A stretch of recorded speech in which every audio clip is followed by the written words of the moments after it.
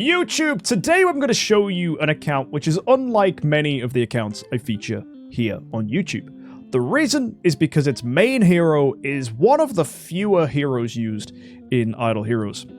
These lesser heroes don't get enough attention, they don't get enough love, and for that reason, they're not just underrated, they're extremely cheap in the auction house. Let me draw your attention to Asmodel the Dauntless, one of the earliest Transcendence heroes to be ever added to the game, and oftentimes is overlooked as a damage dealer. But Asmodel the Dauntless offers very strong attack that hits all the opponents, reduces their defenses, and does additional damage for every stack of revenge that he has.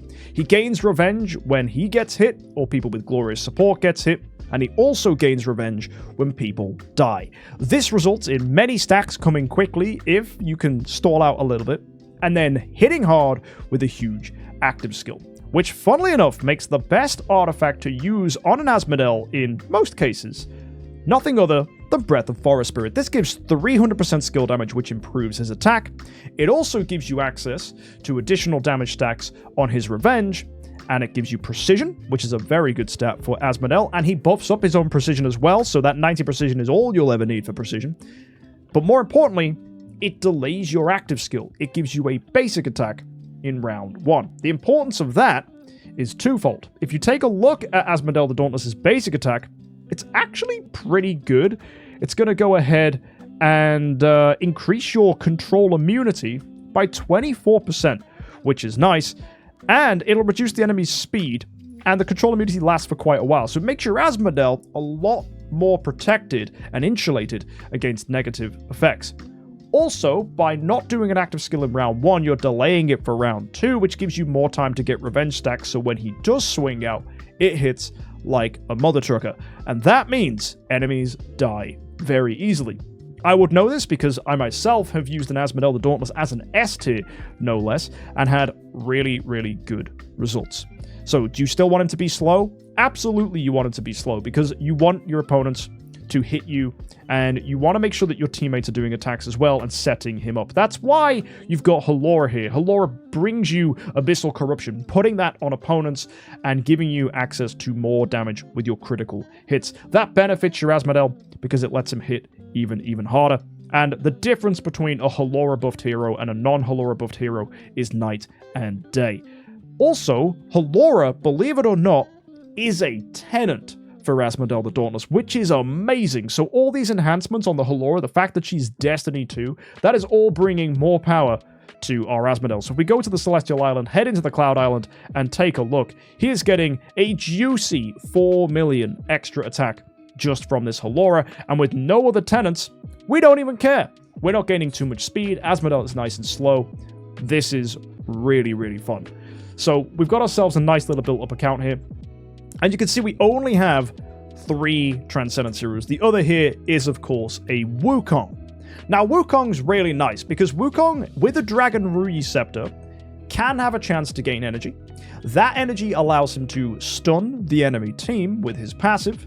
If you upgrade his passive 2 here, that actually means that the stun is going to last for an extra round as well, so it's 2 rounds worth of stun. But also, unlike Betty, Wukong doesn't do too much crowd control, because Betty can often crowd control enemies so much that none of them attack, and that results in poor old Asmodel not gaining any revenge stacks because the enemies aren't killing your team, or they're not hitting you, which is going to give you revenge stacks from the glorious support.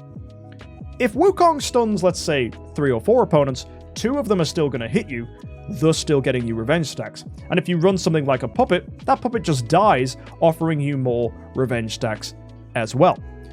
That makes Asmodel stronger, makes him hit harder, and it's all good stuff. On top of that, Wukong also has the ability to buff your damage, because if you didn't know, Wukong improves your holy damage for the team as well. He's also going to reduce backline heroes' armor and reduce their damage reduction. As well, he's giving you shields, which is much needed survival, considering Asmodel's win condition is getting hit.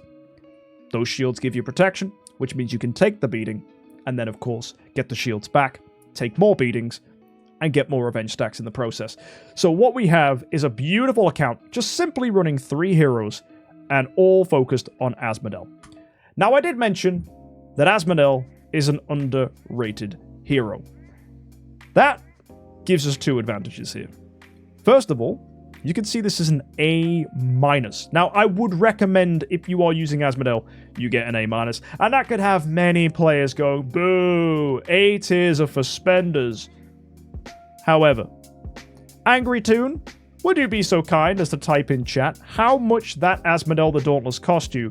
And whilst you do, let me just show our lovely viewers how much Asmodel the Dauntless is sell for on the auction house. You can see Angry Toon bought his for 4,600. And if we just go and filter by attack here, you can see that you can buy some A-tier Asmodels for quite a hefty sum until we scroll down, and then you realize that, oh, this quickly gets even better. And you can get them for 5,000, 4,500 on this one at the bottom. That one there is 4,400. The bidding is about to end. A- Asmos sell for so little. Almost half of what an A- can be destroyed for. That means you are getting an absolute bargain, because a giant killer Asmodel is a beefcake of a hero, because you get giant killer, which doubles your potential damage output. If you're a budget player, if you are free to play, and you are struggling for story gems, maybe you sell the occasional B+, B tier that you pull, you're trying to sell some stuff, and the idea of getting to 10,000 plus story gems is just insane, and you're like, how the heck do I get myself a hero? And Asmodel the Dauntless is a cheap, available choice for you guys. Because you've got to remember, every attack that you have on a hero with Giant Killer is fundamentally double, because Giant Killer's effect says you cap at 100% extra damage and you gain extra damage for every 10% above your HP the enemy has, and against late game PvE content, what you have is a lot of enemies with a lot of HP, which means Asmodel is going to hit those guys nice and hard. On top of that, Asmodel has the benefit of hitting the entire enemy team, which means against stuff like Void Campaign, he can hit the whole thing. Also, Asmodel, if you use Wukong, can get CC from him. That means you don't run Betty. By not running Betty, you free up your core slot. And for our friend Angry Toon here, if he wanted to make some more progress, if he wanted to do some cool, weird strategies, he could consider building an Azrael. This is advantageous for 2 reasons. Azrael is a tenant for Wukong, making Wukong a very, very good consideration as a second or maybe third homeowner. On top of that, he also gets the added benefit that Azrael's core is absolutely mother chuffing insane.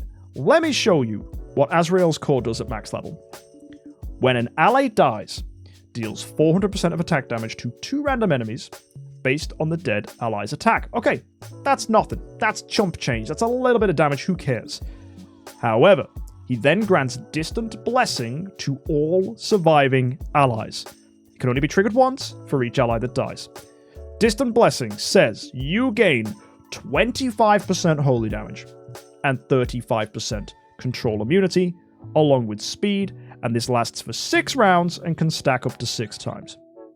So if your entire team dies, that is a lot of holy damage. That is 5 stacks of 25%. That's 125% holy damage, all on your Asmodel the Dauntless. His control immunity goes through the freaking roof, so Holmes-Youngs, Sherlocks, other stupid heroes trying to crowd control you, they haven't got a chance. And his speed gets really high, so that could maybe do something. An extra 100 speed isn't nothing.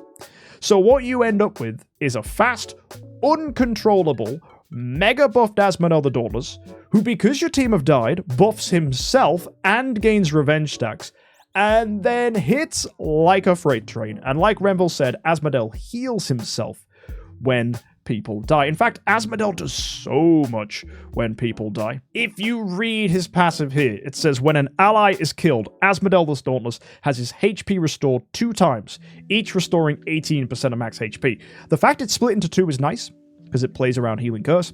Also, it increases Asmodel the Dauntless's all damage dealt by 18%. So you're not just gaining holy damage from Azrael's core, you're gaining 18% all damage dealt, and gaining 2 stacks of revenge to the person who killed your hero. There's also a 25% chance to inflict an extra layer, and increases all allies except himself all damage dealt by 30% of the amount he receives. So it just gives a little bit of extra. I think it's whatever 30% of 18 is that like, what, 3%? Maybe 6%. It's not very much. It's a small number. 5.4. Yeah, 5.4% extra damage for your team, which is cute. It's cute. It's not a lot, but it's a cute thing to have. It would be better if it was all damage reduction by 30%. That'd be well good, but it's not that good. It doesn't do that. Also, the other thing you need to think about is the Valious Guardian ability. The Glorious Support here does give you a lot of protection. It increases the all damage reduction by 40% of the hero who has this, and also, whenever the affected hero takes damage from active skills or basic attacks, you gain 1 stack of revenge to the person that attacked you, and you increase Asmodel the Dauntless's precision by 18%. 18% is pretty good, because that's going to stack with the Breath of Forest Spirit 90, taking you to the max precision total, which is 150%, and that gives you 40% additional all damage dealt. All this stuff adds up to buffing Asmodel into an absolute giga chad. And you're still left with 2 other heroes you could run on your team. There's a lot of flexibility for good supports. The obvious choices there are Natalie, who massively buffs your highest attack hero and replicates buffs that already exist, and Melissa, who is insane with Asmodel. She protects you from CC, meaning that whilst he doesn't have all of his control immunity, Melissa keeps him safe. By the time Melissa has died, he's gained loads of control immunity, so he doesn't even care anymore. Melissa also has the ability to remove defenses from opponents by removing their damage reduction, and improve your damage as well, not to mention the beauty that Melissa can die and resurrect, and die and resurrect, meaning you can add more revenge stacks to your Asmodel the Dauntless. Azrael has a similar effect as well. Dying and coming back is a lovely way to abuse Asmodel the Dauntless's passives, turning him into an absolute beast. So that's a future plan for this account. That's where we could go in the future. But I just wanted to throw it out to you now, my friends. How far would you predict that a Divine Power 3 Asmodel the Dauntless could get with a Halora and a Wukong as support? How far do you think 3 Transcendence heroes could get in campaign? Have a guess. Have a think. Viewer at home, what would you expect from 3 Transcendence heroes? Granted, we've got 17.8 million attack. That's a lot. I'll give you some context behind that number. We have Grimoire at level 75. I can't open the Grimoire because we currently do not have 6 E5s. But the Grimoire is level 75. It got upgraded by building 9 E5s. Then they were all destroyed, and then we built this team. It is also worth mentioning, if you take a look here, that because of that, we have very, very few soul symbols. That is only 10 soul symbols here on the account. But with 3 heroes and that much power, those of you that guessed Chapter 6 are absolutely correct. Getting all that way with 3 heroes is lovely stuff. In fact, I'd be clapping you if you did it with an Aspen, with a Vulcan. Heroes like that can make it that far. But I bet for many of you at home that don't realize Asmodel can do this level of power, I don't think many of you would have expected him to be on the same level as Aspens, Vulcans. Even Williams gets this far, probably, and Mockman too. As an A tier, I would like to add. I think a B tier Vulcan can get this far with that level of attack. But let's be real. to do this with an A-tier, completely underrated hero that cost Angry Toon a whopping 4,600 story gems, right?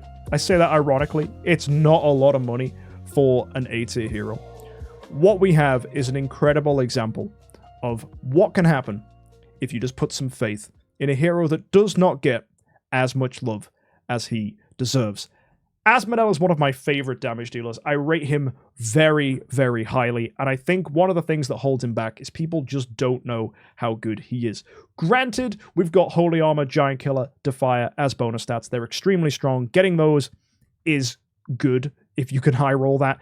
Anything Giant Killer is nice. I had a copy that was Giant Killer, skill damage, and holy damage back in the day. I'm sure you guys can hopefully pick one up that's good too. But if you're lucky enough, you can hopefully find yourself an Asmodel for very cheap and pick one up. And one of the other advantages is Asmodel's core and Halora's core are given in Holo campaign. So it's easy to pick them up compared to others. If you're looking for a budget choice to make your account strong, do not overlook this guy. And you know what? If it wasn't for the fact that people just didn't give this guy love, he would probably be a lot more expensive in the auction house. But people just don't know that Asmodel is a good hero.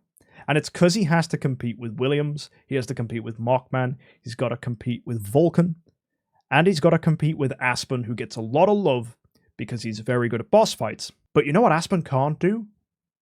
Bring a game back on from the clutch of defeat, hit all opponents extremely hard.